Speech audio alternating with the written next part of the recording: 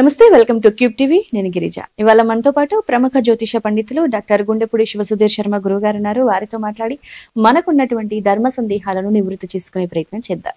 గురువు గారు నమస్కారం. శ్రీమాత్రే నమః, శ్రీ గురుభ్యో నమః. అయితే సెక్యులరిజం అనేసి కలిసిపోవాలి, మనమంతా ఒకటే. సో ఇక్కడ ఉన్నంతసేపు కులం మతం అనుకున్నా మనం ఒక్కసారి మన కంట్రీ దాటితే వీఆర్ జస్ట్ ఇండియన్స్ అంతే. సో అలాంటప్పుడు ఆ యూనిటీ మనందరిలోనూ ఉంది. కానీ అది మనలో ఉంది నాన్న. ఇక్కడ ఉండేటువంటి కొంతమంది సునక జాతి జనాలు ఉన్నారు. భారత్ మాతాకి జై అనమాట అన్నాడు ఒకడు. భారత్ మాత అంటే మాతానా? ఎంతమందికి తల్లి? నీ తల్లికి ఎంతమంది భర్తలు అడిగిన వెధవలు ఉన్నారు కొంతమంది. భారత్ మాత అవునా? ఒక్క 15 నిమిషాలు మాకు వదిలిపెడితే మొత్తం ఇండియన్స్ మొత్తం ఇండియాలో ఉన్న హిందువులందరినీ చంపేస్తామని చెప్పిన వెధవ మూర్ఖుడు ఒకడు ఉన్నాడు. ఏమైంది ఇప్పుడు? ఏమైంది? వక్ఫ్ బోర్డు మొత్తం మూసుకుపోతే ఏమైంది? నోరు మూసుకొని పడున్నాడా లేదా?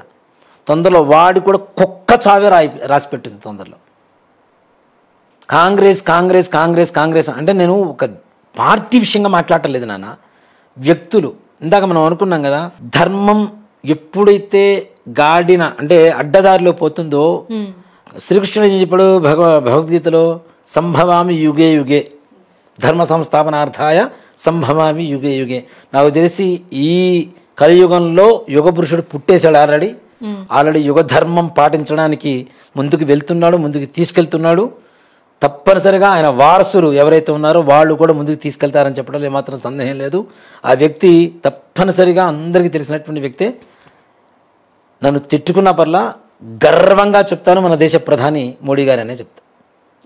ఇప్పుడు ఒక మాట చెప్తానన్నా, ముస్లింలు కాపాడటానికి 22 పార్టీలు ఉన్నాయి, కొన్ని వందల దేశాలు ఉన్నాయి.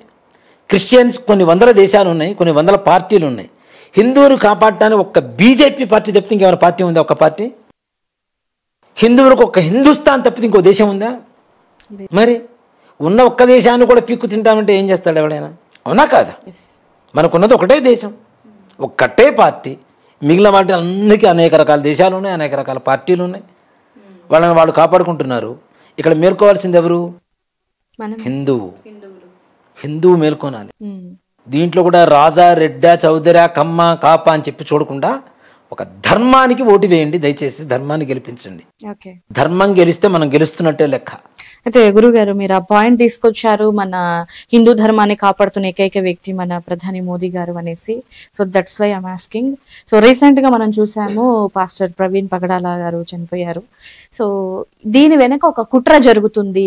సో బీజేపీ కార్యకర్తలే, బీజేపీ నేతలే మనుషుల్ని పురమాయించి ఒక మర్డర్ చేశారు ప్రవీణ్ పగడాలని అనేసి అంటున్నారు. సో ఆయన ఒక ప్రవక్త, ఆయన ఎన్నో మోటివేషనల్ చెప్పే ఒక పర్సన్. సో అంత పవర్ ఉన్న పర్సన్ అంత ఈజీగా చనిపోవటము, సో దాని వెనకాల బీజేపీ హస్తం ఉంది అనటం, చనిపోయిన తర్వాత ఇన్ని రకాల అంటే బయట దేశం వాళ్ళు కావచ్చు, ఇక్కడ ఉండే వాళ్ళు కావచ్చు, క్రిస్టియన్స్ అందరూ కూడా ఒక యూనిటీగా మారిపోయి ఉన్నారనమాట. సో ఇది ఇందులో వాస్తవం ఎంత ఉంది ఏంటి? నిజంగా చెప్పాలంటే మన మధ్య ఒకడు ఈ మర్డరా లేకపోతే యాక్సిడెంట్ అనేటువంటి విషయంలో ఒకడు మాట్లాడాడు, బైబుల్ తీసి పక్కన పెడితే అందరిని ఊచకోతకు వస్తాను అని. వాళ్ళల్లో వాడు ఊచకోతకు వస్తే మహా అయితే 100 మందికి వస్తాడేమో. అసలు బ్రహ్మ అస్త్రం పిచ్చుక మీద వదలడు. బ్రహ్మాస్త్రం పిచ్చుక మీద ఉండదు. బ్రహ్మ అస్త్రాన్ని పిచ్చుక మీదకి వదలడు, ఊర కుక్కల మీదకి అసలు వదలడు. అవునా? అట్లాంటిది ఎక్కడో ఉన్న ఈ వ్యక్తి గురించి, ఎక్కడో ఉన్నటువంటి ఒక ప్రధానమైనటువంటి దేశాన్ని పరిపాలిస్తున్నటువంటి ఒక రాజ్యాన్ని వెళ్తున్నటువంటి ఒక పార్టీలో కొంతమంది వ్యక్తులు ఆలోచించి అతన్ని చంపించాల్సినంత హీనమైనటువంటి హేయమైనటువంటి బుద్ధి ఆలోచన హిందువులకు ఉండదు కాక ఉండదు. అతను క్లియర్గా మనకి లిక్కర్ షాపులో లిక్కర్ కొనుక్కోవడం కనబడుతుంది, 10 సార్లు కింద పట్టడం కనబడుతుంది, బండి తోలలేని పరిస్థితి కనబడుతుంది. ఇంత జరుగుతున్నా మళ్ళీ దీన్ని మర్డరు, దీనికి మరలా వెనక బీజేపీ వాళ్ళు ఉన్నారు, మత పెద్దలు ఉన్నారు. ఇవన్నీ కొత్తగా రంగు పులమటం కోసం, మన ఒక దేశంలో ఉన్నటువంటి ప్రజలను ఎక్కువగా రెచ్చగొట్టి నాశనం చేయడం కోసం, ఓ మాట చెప్పాలంటే. అంతేగాని పార్టీలకేనో పాస్టర్లకి సంబంధం ఏంటి నాన్న?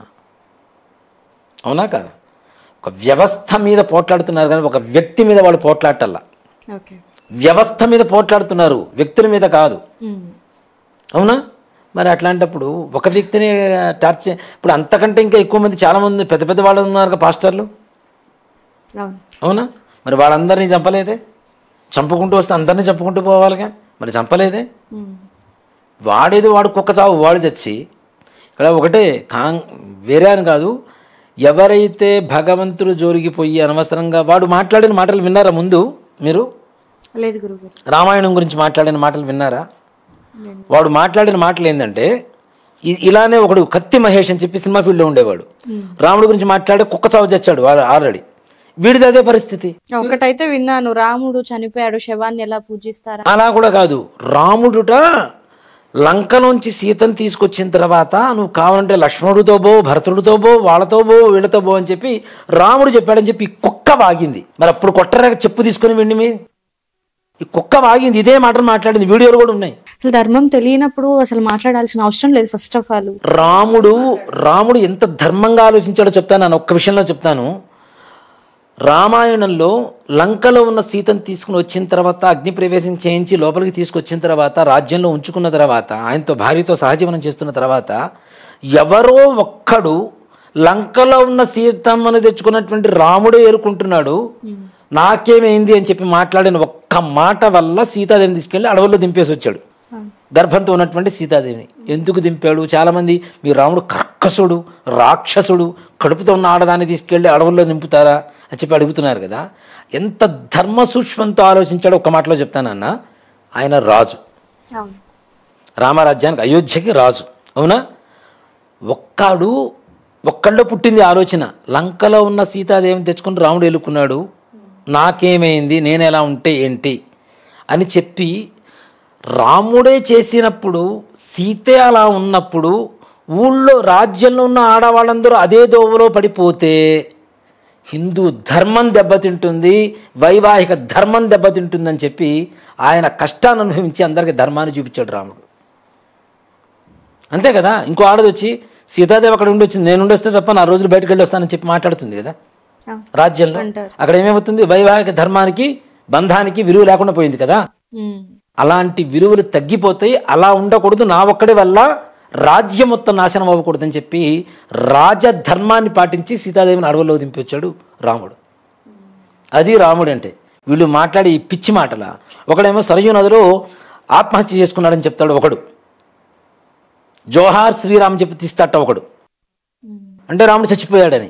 ఎవరైనా సూసైడ్ చేసుకునే వాళ్ళు ఏం చేస్తారు నాన్న? ఒక గదిలో వేసుకుంటారు ఊరేసుకుంటే, లేదా ఒక చోట పోయి పెట్రోల్ పోసుకుందా, కిరోసిన్ పోసుకుని తగలబెడతారు, లేదంటే గ్యాస్ తిప్పుకొని అంటించుకొని తగలబడి చచ్చిపోతారు. ఎవడన్నా నీళ్ళలో దూకితే నీళ్ళలో దూకి చచ్చిపోతాడు, ట్రైన్ కింద పడితే టక్కన ట్రైన్ కింద పడిపోయి చచ్చిపోతాడు. మరి రామరాజ్యంలో ఉన్నటువంటి ప్రజలందరూ చూస్తుండగానే రామావతారం సమాప్తి చేయడం కోసం సరయూ నదిలోకి దిగి భగవత్ స్వరూపంలో వైకుంఠానికి వెళ్ళాడు రాముడు. వీడేమో సరయూ నదిలో సూసైడ్ చేసుకున్నాడని చెప్తాడు రాముడు. నిజంగా ఓకే, బాగానే ఉంది. ఇంకోటి కూడా అడిగాడు ఒకడు, ఎవడు ఏమని అంటే, ఋషులు దేవతల్ని శపించడం ఏమిటి? కొన్ని సందర్భాల్లో మన గాథల్లో ఉన్నాయి. అడిగాడు, మీ దేవుడు ఎట్లా అవుతాడు?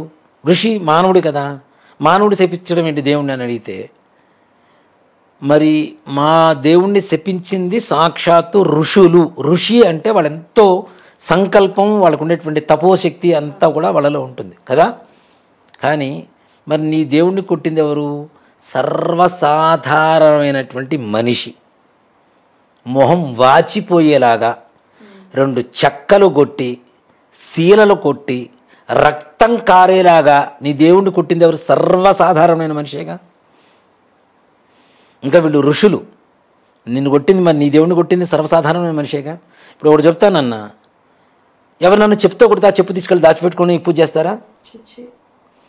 మరి వీడిని తీసుకెళ్ళి ఒక సిలువగా వేసేసి 2 చెక్కలు కొట్టి, చెక్కకి శీలలో కొట్టి చంపితే దాన్ని తీసుకొచ్చి నువ్వు ఎందుకు పూజ చేసుకుంటున్నావు? మరి నీ దేవుణ్ణి అవమానించినటువంటి ఇదే కదా అది. అవమానించిన దాన్ని తీసుకొచ్చి నువ్వు ఎందుకు పూజ చేసుకుంటున్నావు సిలువని తీసుకొచ్చి?